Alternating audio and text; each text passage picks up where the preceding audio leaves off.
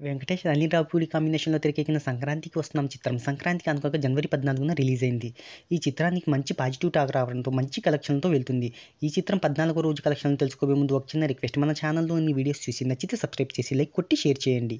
సాంకేతిక నిపుణుల రెమ్యునరేషన్‌తో పాటు ప్రమోషన్ ఖర్చులు అన్నీ కలుపుకొని ఈ చిత్రాన్ని రూ. 80,00,00,000 బడ్జెట్‌తో వెంకటేశ్వర క్రియేషన్స్ బ్యానర్‌పై నిర్మాత దిల్ రాజు నిర్మించారు. ఇక ఈ మూవీ ప్రీ రిలీజ్ బిజినెస్ విషయానికొస్తే ప్రపంచవ్యాప్తంగా 42,00,00,000 జరిగింది. ఈ చిత్రం లాభాల్లోకి రావాలి అంటే 85,00,00,000 గ్రాస్ వసూళ్లను రాబట్టాలి.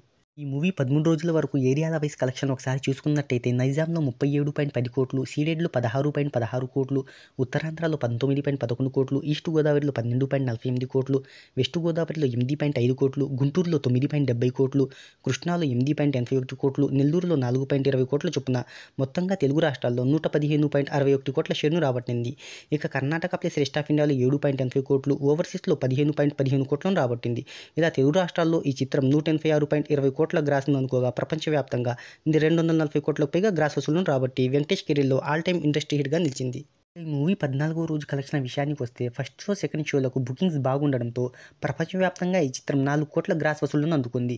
వెంకటేష్ లాంగ్ రన్‌లో ఎలాంటి మ్యాజిక్ చేస్తాడో చూద్దాం.